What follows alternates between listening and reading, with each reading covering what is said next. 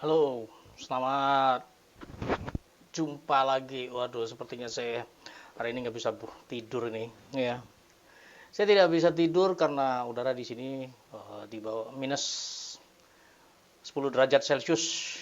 Jadi terasa dingin. Tetapi dalam sebuah kedinginan ini, saya jadi teringat bahwa di dalam suasana winter seperti ini, terkadang kita berkumpul dengan keluarga, berkumpul dengan orang-orang yang dikasihi, karena kita tidak bisa keluar dari rumah. Kalaupun kita bisa beraktivitas itu hanya sebentar saja karena udara di luar itu sangat dingin sekali. Oke, kalau kita berbicara keluarga tentu banyak yang harus dimaknai. Tapi sebelum kita berbicara tentang keluarga,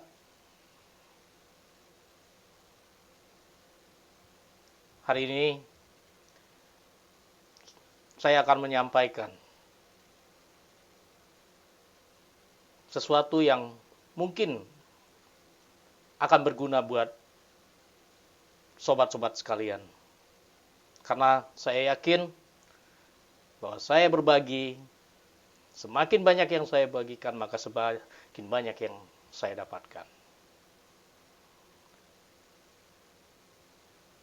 Assalamualaikum warahmatullahi wabarakatuh.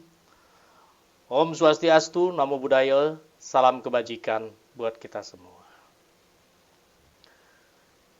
Tapi ingat, sebelum lanjut, tolong di-subscribe, like, dan share ya.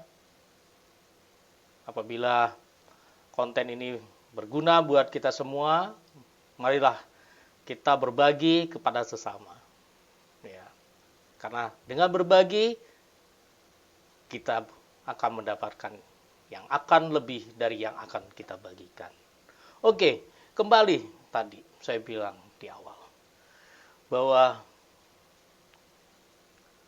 di saat seperti ini, di kala malam, apalagi udara yang dingin di Baltimore ini, ya, itu membuat saya teringat akan kenangan bersama keluarga, ya, bersama orang tua, ya. Karena biasanya kita selalu bercengkrama di musim dingin seperti ini. Keakraban keluarga itu akan terbina di saat musim-musim dingin. Mungkin pada saat summer kita dengan keluarga kita agak teralihkan karena kita banyak menggunakan waktu kita di luar rumah. Tetapi pada saat musim dingin seperti ini, pada saat winter, kita banyak bercengkrama dengan keluarga. Akhirnya saya ingat akan suatu ayat ya, di dalam Al-Quran.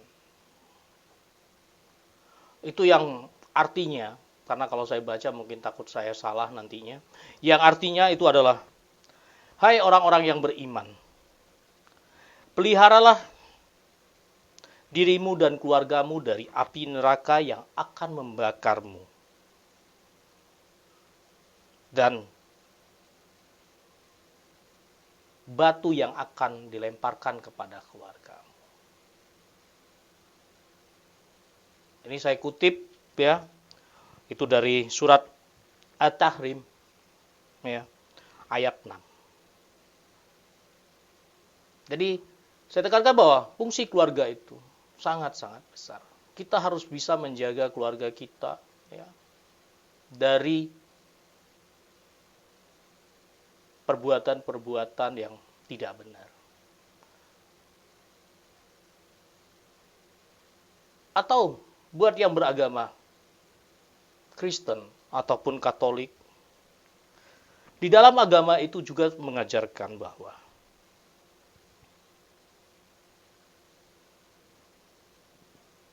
keluarga adalah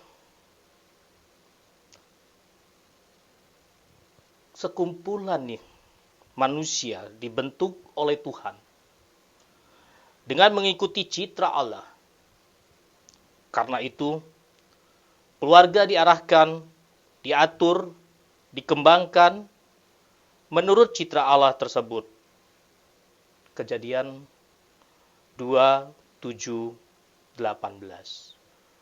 Atau mungkin lebih spesifik lagi, di dalam Alkitab dijelaskan, Tuhan Yesus Kristus sendiri bertumbuh di dalam keluarga.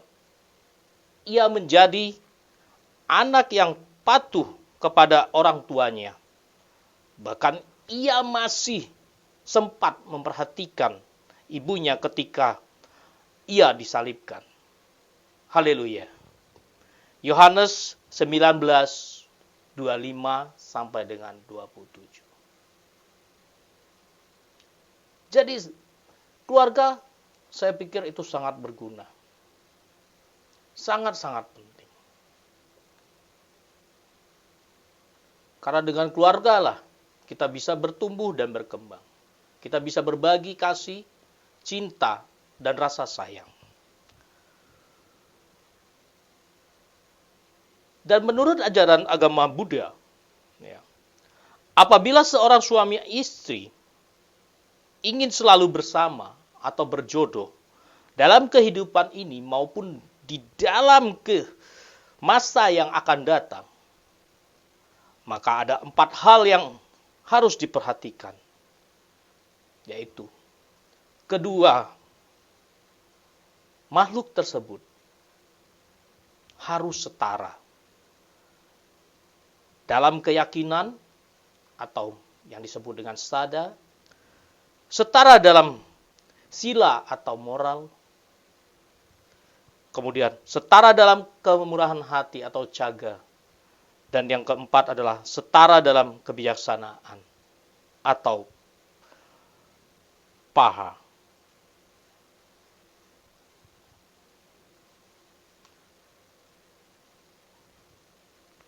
Anggutara 2 nomor 62. Di dalam agama Buddha pun, seperti yang saya sebutkan tadi, bahwa agama tersebut juga mengatur bagaimana kita untuk menjadikan sebuah keluarga. Dan kalau kita menilik dari ketiga agama yang sudah saya sebutkan tadi, semua mengatur bagaimana caranya kita membina sebuah keluarga.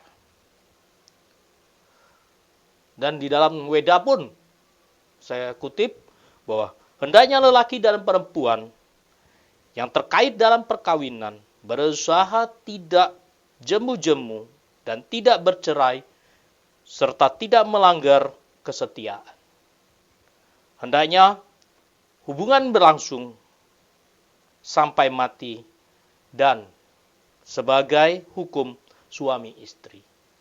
Weda Smriti 9 ayat 101 sampai dengan ayat 102.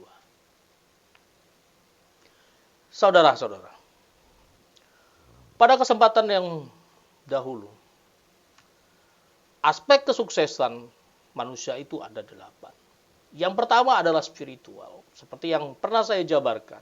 Jadi kalau Anda ingin mengetahui, Anda bisa klik aspek spiritual di awal. Kemudian aspek finansial, ini adalah aspek kebutuhan kita terhadap aset kita, finansial kita. Tetapi pada kesempatan kali ini, saya akan menjabarkan bagaimana sukses secara keluarga. Jadi bagaimana membentuk keluarga yang sukses. Apa syarat-syaratnya dan bagaimana melaksanakannya dalam kehidupan nyata. Di kesempatan kali ini saya akan menjabarkan itu berdasarkan ayat atau ayat-ayat Al-Qur'an atau firman Tuhan atau kitab suci narasi tadi. Saya akan memberikan arahan Bagaimana sih kita menjadikan keluarga kita adalah keluarga yang sukses? Di zaman sekarang ini, banyak kita temukan orang-orang yang mempunyai pangkat, orang-orang yang punya jabatan, orang-orang yang mempunyai segala macam. Tetapi dalam kehidupan berkeluarga mereka, itu sama sekali nol. Terkadang kita melihat dengan kesibukan para kedua orang tuanya. Anak-anak diberikan atau dititipkan kepada asisten rumah tangga atau babysitter. Dan orang tua di sini juga terlalu sibuk dengan urusan-urusannya.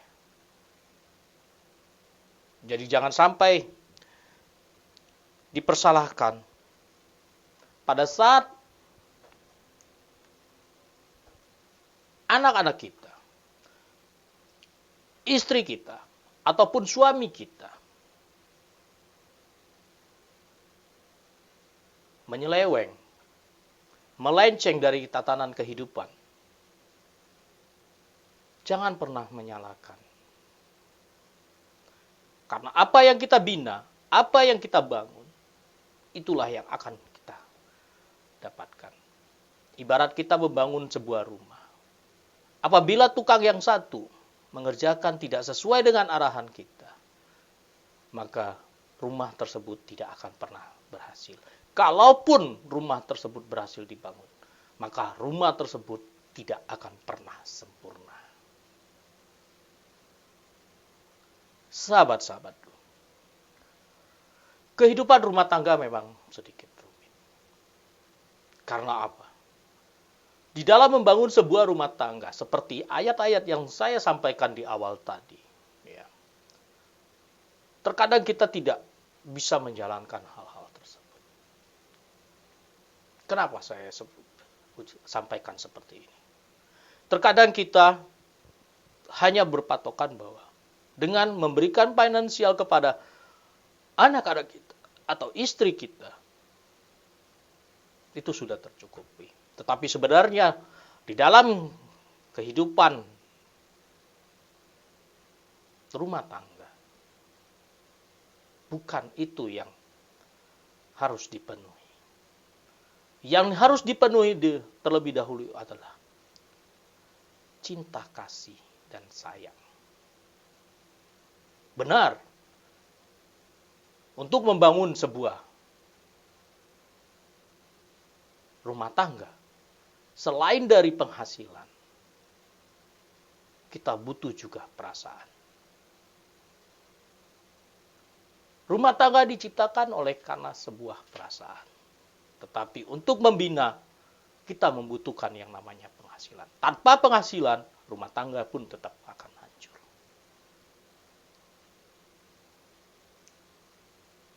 Dan di dalam rumah tangga, suami, saya ulang, istri itu adalah cerminan dari sang suami. Bagaimana seorang istri merupakan sebagai sebuah cerminan daripada seorang suami? Ya, kalau suaminya baik, maka istrinya pun akan baik.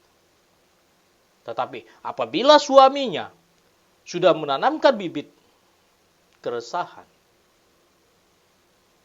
maka yang didapatkan oleh seorang istri itu juga adalah keresahan. Misalnya, seorang suami berselingkuh, berarti dia sudah menyimpan akar kepahitan buat seorang istri. Si istri di rumah dengan setia menunggu. Kapan akan pulang si ayah ini?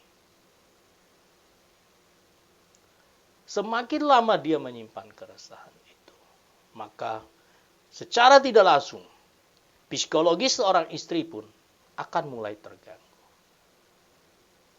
Jadi saya tekankan bahwa istri adalah cerminan dari suami.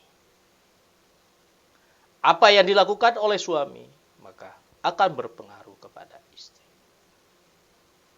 Bagaimana dengan anak?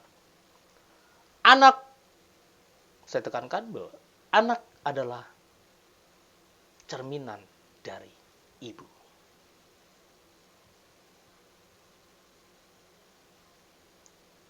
Anak saya nakal, anak saya bandel, anak saya begini, anak saya begitu, anak saya begini. Mari kita lihat, kenapa anak tersebut bisa begini. Bagaimana pola pengajarannya? Karena yang mengajarkan semuanya kehidupan itu adalah ibu. Ibu yang memberikan ajaran dengan kasih sayang, cinta kasih. Maka anak-anaknya akan tumbuh dengan penuh welas asih, kasih sayang, dan cinta kasih. Tetapi apabila seorang ibu mengajarkan dengan cara membentak, dengan cara marah, maka cermin ibu tersebut akan terlihat pada pola pikir anak-anaknya.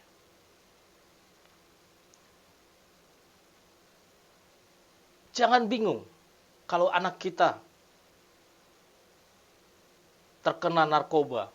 Jangan bingung kalau anak kita ikut tawuran. Jangan bingung kalau anak kita ikut mabuk-mabukan. Karena apa? Pada saat dia di rumah, dia membutuhkan yang namanya belayan kasih sayang dari kedua orang tuanya, terutama ibu. Tapi pada saat ibunya sudah tidak memberikan itu, yang diberikan hanya materi, maka anak akan mencari jalannya tersendiri. Pada saat anak mencari jalan tersendiri, maka ingat, yang dipersalahkan adalah orang tua mereka.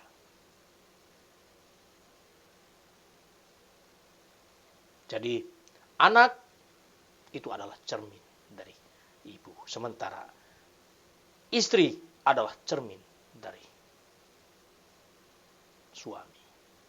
Bagaimana mereka bertindak di rumah tangga, maka hasilnya lah yang akan didapatkan. Bagaimana dengan suami? Suami itu adalah cermin dari anak dan istri. Berbahagialah orang-orang yang sudah mempunyai anak dan istri. Karena dengan anak dan istri, suami akan merasa bahagia dan merasa dihargai. Dan dia akan bertanggung jawab atas rumah tangganya. Suami melihat anaknya menurut, patuh. Dia melihat istrinya yang menyayangi dia. Maka sedikit sekali atau kemungkinan kecil suami untuk melakukan perbuatan-perbuatan yang terlarang. Saudara-saudara, di dalam kehidupan berkeluarga, janganlah kita mementingkan ego masing-masing. Kalau kita mementingkan ego masing-masing, maka semua tidak akan pernah tuntas. Saya teringat pada saat perkawinan teman saya.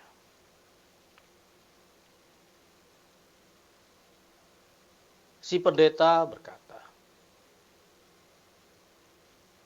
bahwa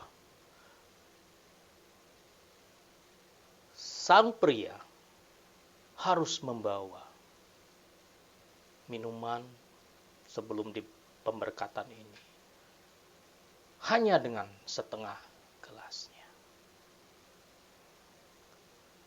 Dan sang wanita juga dianjurkan untuk membawa minuman hanya setengah gelasnya.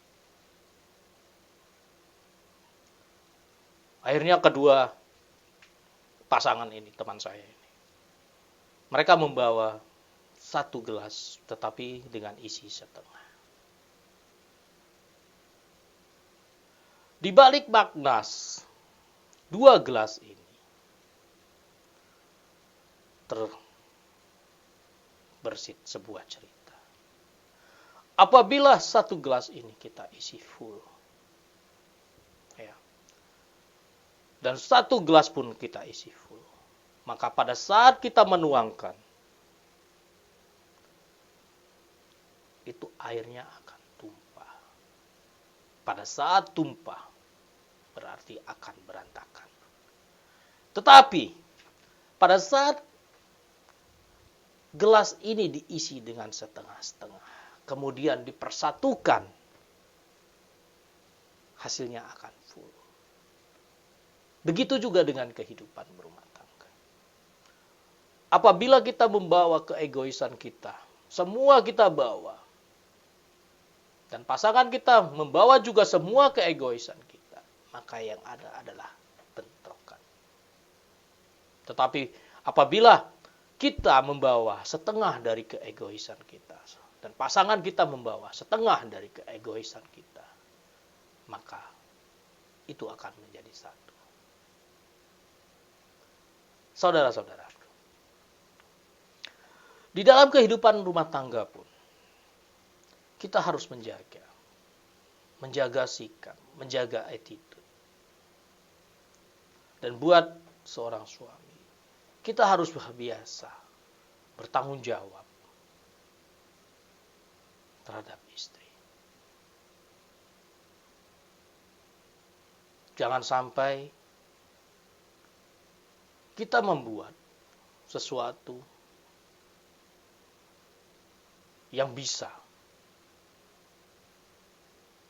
mengalahkan cinta dan kasih sayang tersebut. Dan buat seorang istri, jangan pula kita terlalu bawel, kita terlalu cerewet.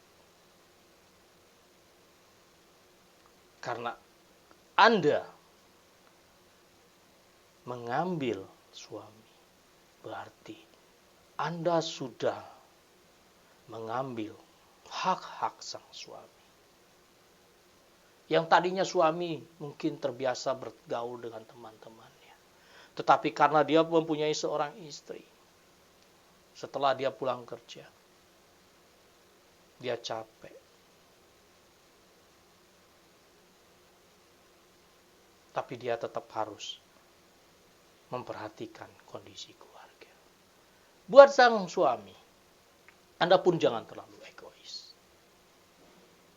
Anda harus bisa melihat bahwa istri Anda sudah capek dari pagi sampai malam untuk mengurusi rumah tangga.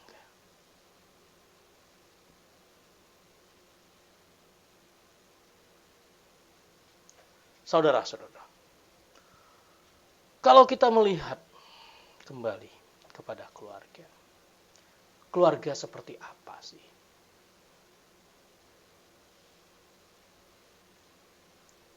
Yang sukses tersebut. Seperti dalam surat Al-Quran tadi, di dalam Alkitab tadi, di dalam Parita tadi, di dalam Weda tadi. Semua surat tersebut sudah menjelaskan bahwa keluarga yang diidamkan adalah keluarga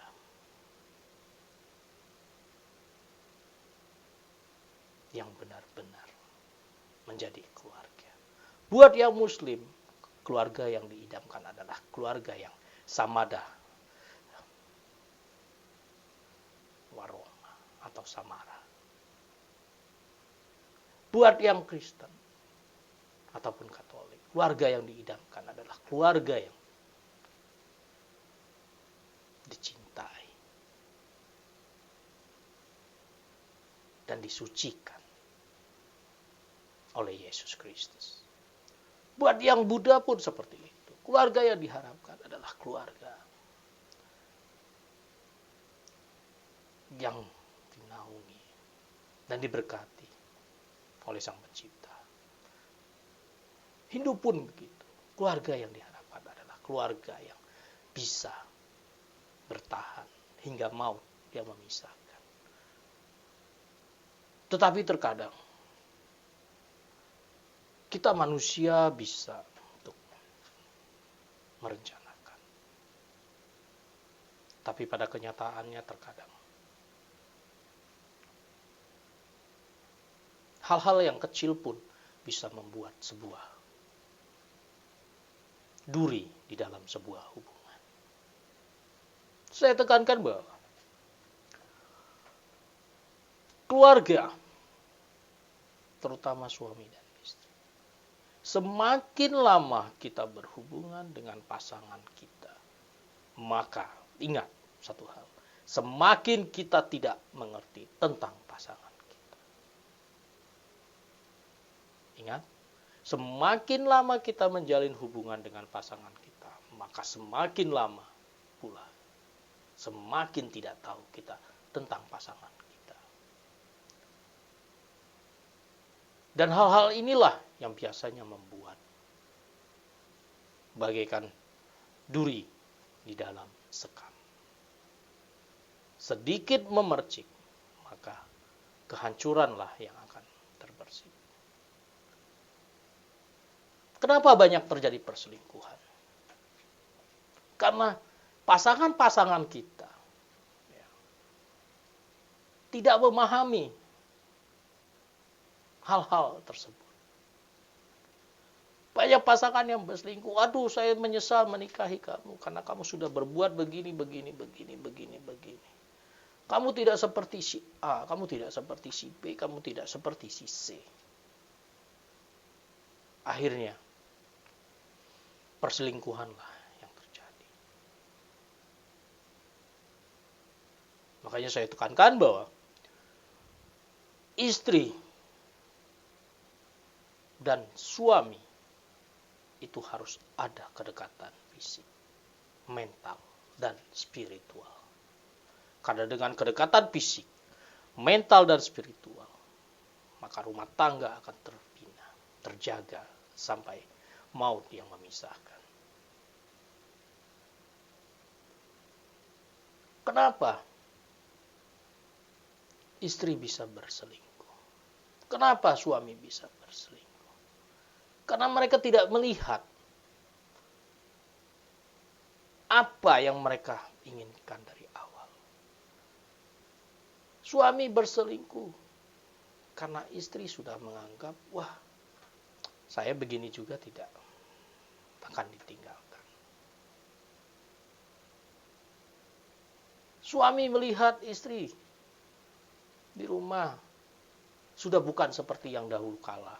Kalau dulu kenyas-kenyas, semok, seksi, sekarang sudah penuh dengan kerutan-kerutan. Akhirnya mencari yang di luar.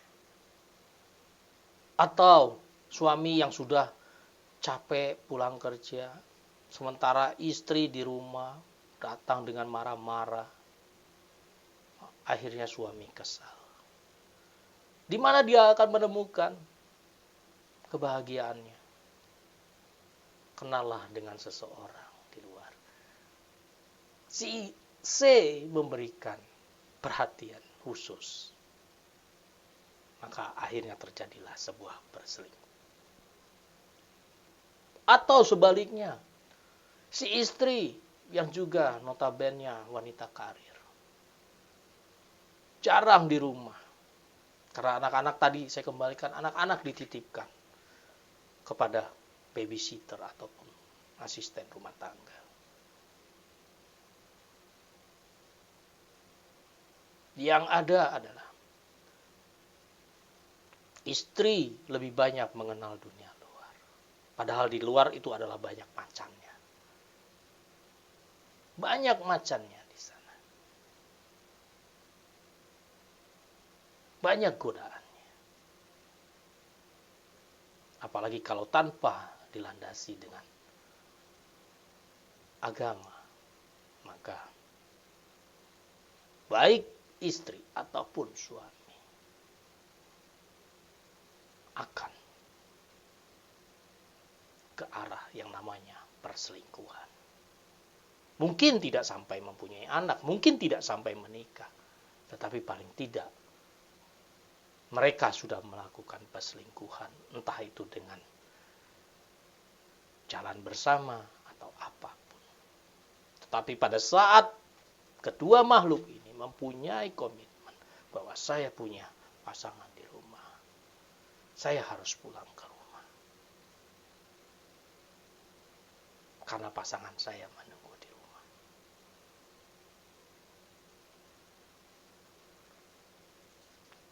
Pada saat terjadi gesekan seperti itu, siapa yang dikorbankan? Yang pasti adalah anak-anak. Anak-anak yang kita sayangi, anak-anak yang kita cintai. Mereka yang tidak tahu apa-apa. Merekalah yang menjadi korban dari perselingkuhan tersebut. Memang tidak mudah untuk mengarungi sebuah lautan. Pada saat di tengah laut, yang diharapkan hanya satu nakhoda. Tapi apabila ada dua nakhoda di dalam sebuah kapal yang berlayar di tengah laut, maka kapal itu akan terpecah. Dan apabila kapal itu terpecah, maka penumpangnya lah yang akan menderita. Sahabat-sahabatku, kalau kita berbicara tentang keluarga, ya, marilah kita mengintrospeksi diri kita. Jangan sampai apa yang kita bina, apa yang kita bangun, itu akan hancur di tengah jalan. Jadilah keluarga yang berdasarkan spiritual. Terlepas dari apa agama Anda, ya, terlepas dari apa agama Anda, tapi spiritual ada di atas segala-galanya. Yang beragama Muslim silakan menurut syariat Muslim. Yang beragama Kristen ataupun Katolik silakan berpatokan kepada kitabnya. Begitu juga yang beragama Buddha ataupun Hindu. Karena setiap agama, apapun itu agama, selalu mengajarkan yang namanya sebuah kebaikan. Kebaikan yang hakiki. Tidak ada agama yang mengajarkan tidak baik. Semua agama selalu mengajarkan itu.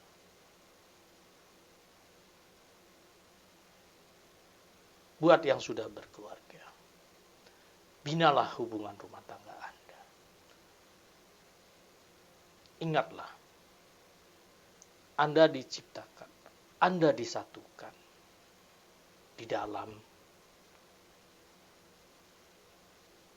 kekuasaan Tuhan, kekuasaan Allah. Pada saat Anda ijab kabul, pada saat Anda pemberkatan, Tuhan menyaksikan ucapan Anda berdua. Jangan sampai Anda melupakan itu. Berikanlah keharmonisan di dalam rumah tangga kita. Sang ayah pulang, sang ibu pulang. Ajaklah anak-anak untuk makan bersama di rumah. Walaupun katakanlah hanya makan nasi sama telur. Tetapi kebersamaan di meja makan itu adalah cerminan sebuah keluarga. Tapi apabila sekarang kita akan melihat anak pulang sudah makan, istri pulang sudah makan, kita pulang sendiri sebagai seorang suami sudah makan, di mana akan ada kebersamaan? Pada saat pamit pun hanya lewat WhatsApp, hanya lewat telepon. Apa yang kita lihat? Kita tidak pernah tahu. Apakah istri kita pergi dengan orang lain? Apakah suami dengan orang lain juga perginya? Ataupun anak-anak perginya entah kemana? Kita tidak pernah tahu. Apakah Anda tahu kalau di handphone tersebut bahwa orang tersebut benar sayang sama Anda cuman hanya dengan gambar love? Apakah Anda tahu bahwa di handphone Anda itu hanya tertawa, oh dia senang? Anda tidak akan pernah tahu itu. Tapi dengan sebuah sentuhan, sebuah pelukan, sebuah kecupan sayang, kita akan tahu bagaimana perasaan. Saya tekankan bahwa meja makan itu adalah tempat kebersamaan kita. Tempat kita bercurah, berkeluh kesah, bertukar pikiran. Baik itu dengan pasangan kita, dengan anak-anak kita. Karena dengan di meja makan itulah kita akan tahu body language dari anggota keluarga. Dan buat yang sudah berkeluarga, anak-anak akan melihat, oh, orang tua saya bisa menyempatkan waktu untuk mengajak saya makan bersama, walaupun dengan menu ala kadarnya. Kita bisa bersenda gurau di sini. Mungkin bisa iseng. Orang tua bisa mengisengi anaknya. Anaknya pula bisa mengisengi orang tuanya. Tetapi dalam konteks seperti ini, konteks kebersamaan, konteks sebuah kebahagiaan. Dan buat pasangan suami istri, pada saat Anda ingin tidur, lupakan semua hal-hal yang terjadi di luar. Matikan handphone Anda atau silentkan handphone Anda. Berikanlah waktu untuk pasangan Anda. Berceritalah, bersendah guraulah dengan pasangan Anda sebelum Anda tidur. Karena dengan hal bersendah gurau seperti itu, kedekatan fisik, kedekatan emosi, kedekatan mental, itu akan terbina.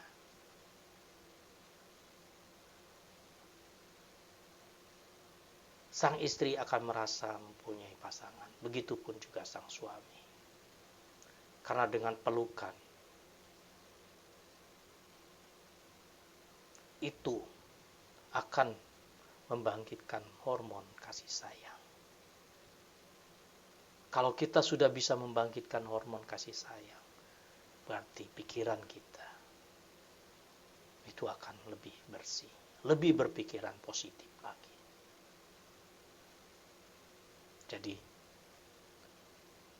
lakukanlah hal kecil setiap hari agar kapal yang kita kemudikan itu akan sampai pada tujuannya. Saudara-saudara, hidup berkeluarga itu tidak perlu terlalu mengharuskan sesuatu. Karena saya tekankan tadi, suami mengambil istri dengan konsekuensi dia meninggalkan semua pekerjaannya, rutinitasnya, keluarga. Dan suami pun menjadikan istrinya telah merelakan semuanya. Termasuk ibu yang disayangnya atau orang tua yang disayangnya. Jadi, peliharalah keluarga Anda. Dekatkanlah keluarga Anda, baik secara horizontal ataupun vertikal. Karena keluarga yang diberkati oleh Tuhan adalah keluarga yang akan bertahan selamanya. Jaga keluarga Anda dari api neraka. Perbaiki hubungan keluarga Anda agar Anda bisa mendapatkan berkat pada saat Anda mencari di luar. Karena buat Anda, kalau sudah mentelantarkan keluarga, berarti suatu hari kehancuran akan datang. Apa kehancurannya? Ya, kehancuran rumah tangga Anda tersebut. Percuma Anda menetapkan untuk berkeluarga kalau Anda harus menghancurkan sendiri. Oke, itu saja dari saya. Semua bisa kita mulai dari awal. Yang belum berkeluarga, carilah pasangan Anda dan ciptakanlah keluarga Anda sendiri. Yang sudah berkeluarga, jaga keluarga tersebut. Berikanlah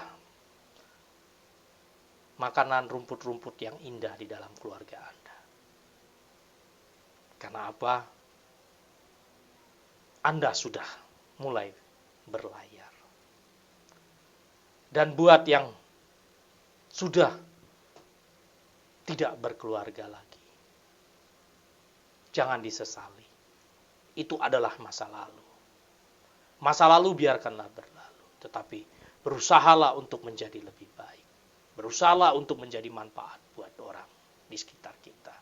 Oke, itu saja dari saya. Mungkin sedikit cerita tentang bagaimana sukses di dalam rumah tangga. Karena aspek sukses yang ketiga adalah aspek sukses keluarga. Mohon maaf kalau ada salah kata saya. Saya hanya berbagi buat Anda. Semoga apa yang saya bagikan bisa bermanfaat buat Anda sekalian. Karena berbagi akan mendapatkan apa yang kita bagikan. Kalau kita membagikan yang baik, maka kebaikan akan menghampiri kita. Tetapi apabila kejelekan yang kita bagikan, maka suatu saat Anda yang akan mendapatkan kejahatan tersebut. Buah dari kejahatan tersebut. Oke, terima kasih buat Anda yang sudah menonton video saya ini. Jangan lupa like kalau Anda menyukai video ini. Dan ikuti terus motivasi-motivasi yang saya berikan. Ya, jangan lupa subscribe agar nanti pada saat saya memberikan sesuatu yang baru, Anda akan bisa langsung terkoneksi dengan channel saya dan share channel saya ke teman-teman Anda, karena dengan berbagi tadi kita akan mendapatkan hal yang lebih. Oke, terima kasih. Assalamualaikum warahmatullahi wabarakatuh. Om Swastiastu, Namo Buddhaya, salam kebajikan dari Maryland. Saya mau tidur dulu ya, karena sudah larut malam, udah sangat dingin sekali. Saya mau ganti baju. Oke, bye-bye.